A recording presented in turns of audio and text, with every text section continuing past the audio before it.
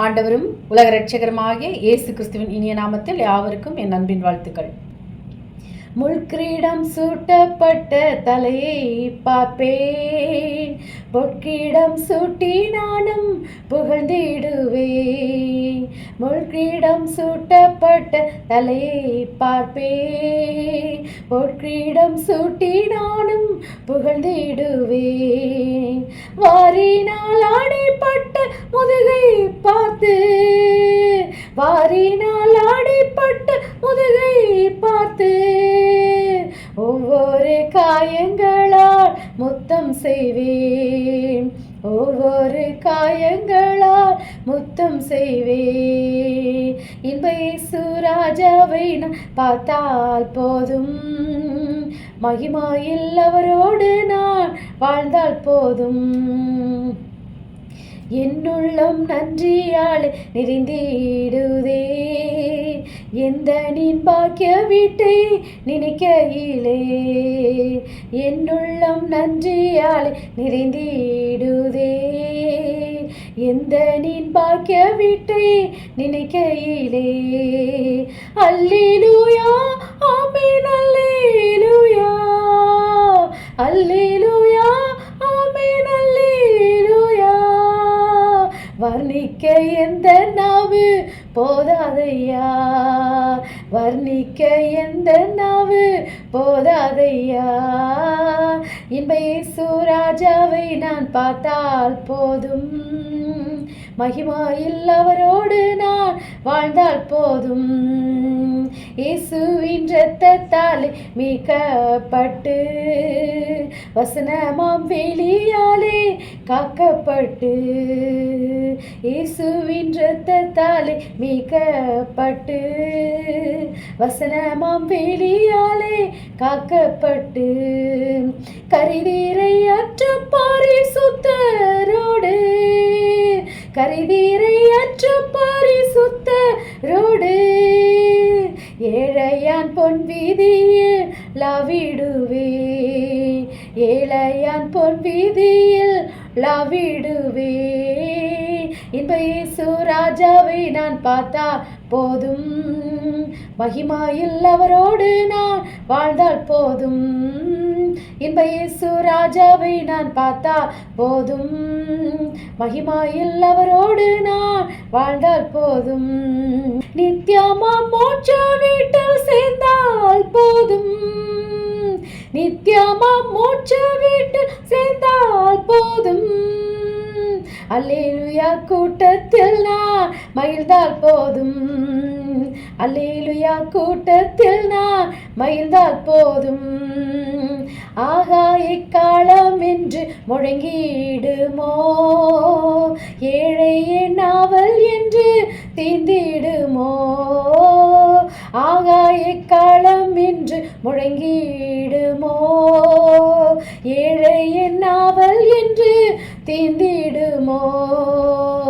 Appoint கண்ணீர் என்று துடைக்கிறாரோ, appoint கண்ணீர் என்று துடைக்கிறாரோ. ஆவலா இங்கிடுதே எனதுள்ளமும், ஆவலால் இங்கிடுதே எனதுள்ளமும். இன்ப இயேசு ராஜாவை நான் பார்த்தா போதும், மகிமையில் அவரோடு நான் வாழ்ந்தால் போதும். இயேசுவின் இரத்தத்தால் மீட்கப்பட்டு, வசனமாம் வேலியாலே காக்கப்பட்டு, இயேசுவின் இரத்தத்தால் மீட்கப்பட்டு, வசனமாம் வேலியாலே காக்கப்பட்டு, கரிதீரை அற்ற பரிசுத்தரோடு, கரிதீரை அற்ற பரிசுத்தரோடு, ஏழையான் பொன் வீதியில் லாவிடுவே, ஏழையான் பொன் வீதியில் லாவிடுவே. இன்ப இயேசு ராஜாவை நான் பார்த்தால் போதும், மகிமையில் அவரோடு நான் வாழ்ந்தால் போதும். தூதர்கள் வீணைகள் மீட்டும் போது, நிறைவான ஜெய குஷம் முழங்கும் போது, தூதர்கள் வீணைகள் மீட்டும் போது, நிறைவான ஜெய குஷம் முழங்கும் போது, அல்லேலூயா கீதம் பாடிக்கொண்டு, அல்லேலூயா கீதம் பாடிக்கொண்டு, அன்பராமேசுவோடு அகமகிழ்வே, அன்பராமேசுவோடு அகமகிழ்வே.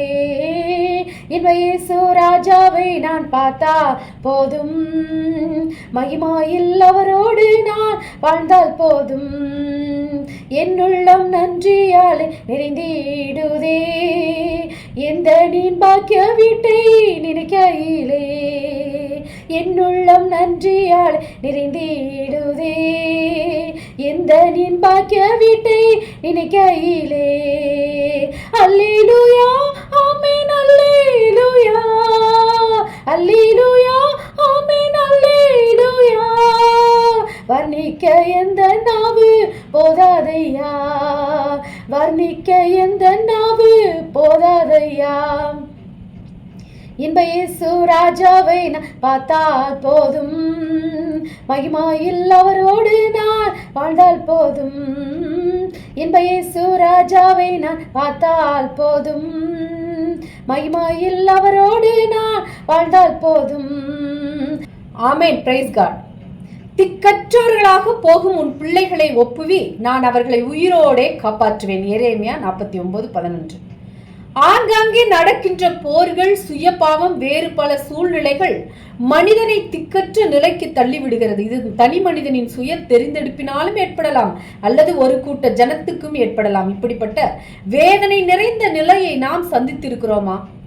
எரேமியா தீர்க்கதரிசியின் காலத்திலும் இஸ்ரவேல் திக்கற்றவர்களாகி போகும் நிலை ஏற்பட்டது. இதற்கு அவர்களுடைய கீழ்ப்படியாமையே காரணமாயிருந்தது. அவர்களுடைய திக்கற்ற நிலைமைக்கான காரணங்களை தேவன் எரேமியா மூலம் அவர்களுக்கு வெளிப்படுத்தினார். ஆனாலும் மனமிருங்கி தாம் அவர்களை உயிரோடு காப்பாற்றுவதாகவும் வாக்கு கொடுத்தார். இன்றும் இவ்வண்ணம் திக்கற்ற நிலையில் வாழ்ந்து கொண்டிருப்பவர் அநேகர். குறிப்பாக உலக சிநேகிதம், உலக சிற்றின்பம் போன்றவற்றை பின்பற்றி பிள்ளைகள் திக்கற்று போய் அலைந்து திரிகின்றனர். இதனால் பெற்றோர் இரவும் பகலும் கண்ணீரோடு வாழ நேரிடுகிறது.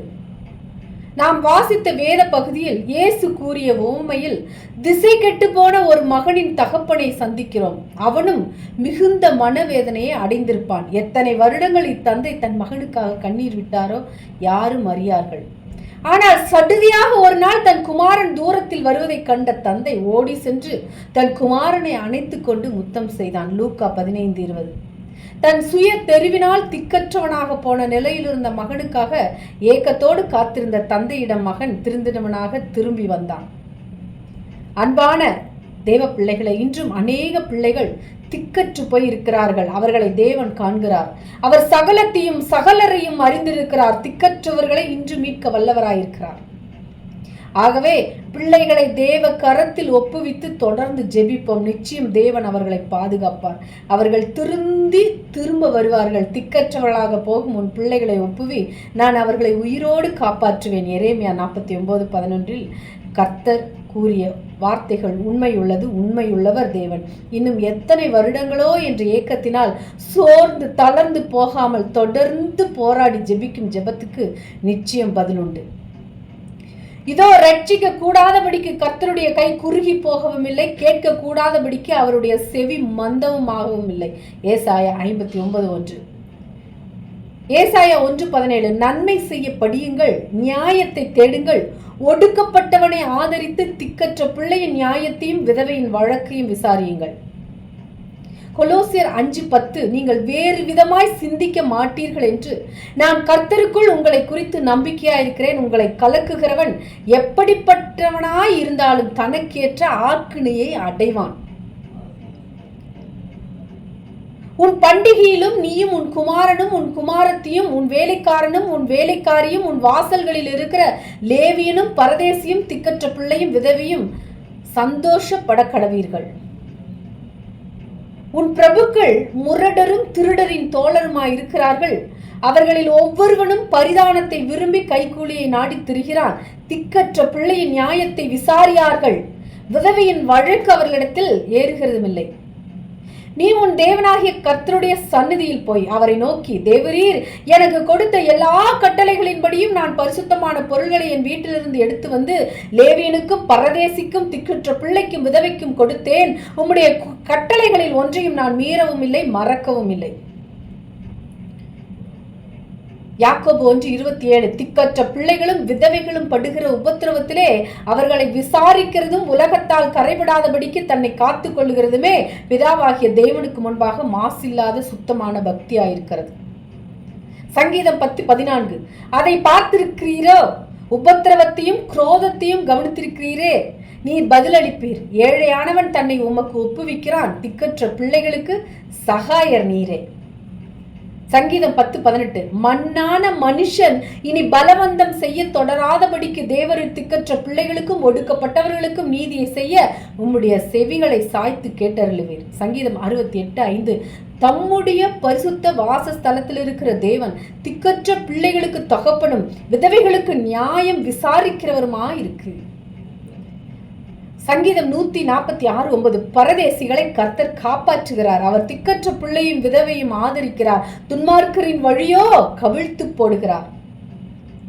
நீதிமொழிகள் 23:10. பூர்வ எல்லைக்குறியை மாற்றாதே, திக்கற்ற பிள்ளைகளுடைய நிலங்களை அபகரித்துக் கொள்ளாதே.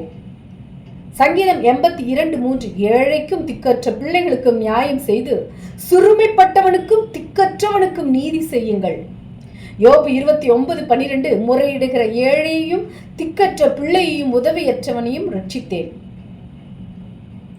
விதவையும் திக்கற்ற பிள்ளையும் ஒடுக்காமல் இருப்பீர்களாக, திக்கற்றவர்களுக்கு தகப்பனாக இருக்கிறீர். சங்கீதம் 68:5.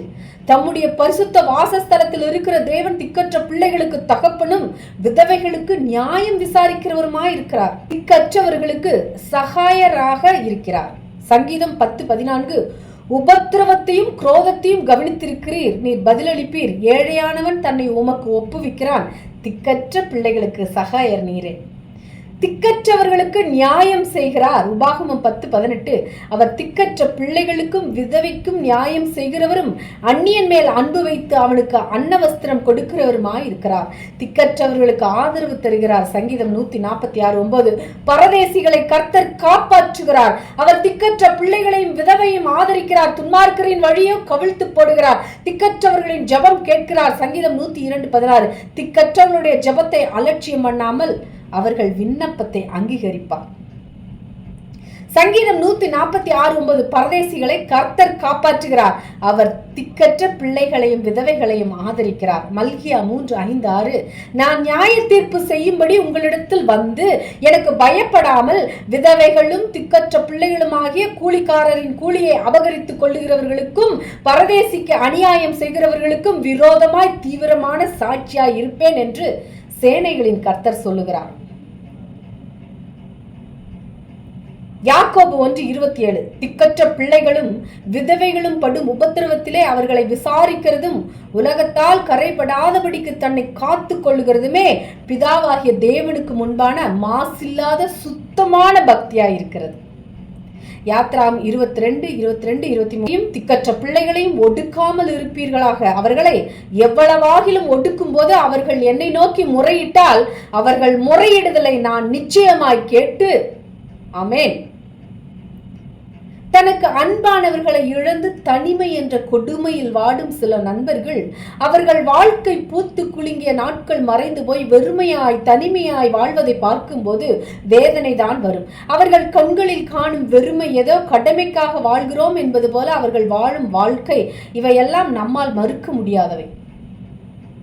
அதனால்தான் கர்த்தர் ஆதியிலிருந்தே தம்முடைய பிள்ளைகளுக்கு விதவைகளை ஒடுக்காதீர்கள் என்று கட்டளையிட்டார். இந்த வசனத்தின் மூலமாய் கர்த்தர் என்ன கூறுகிறார் என்று நீங்கள் நினைக்கலாம்.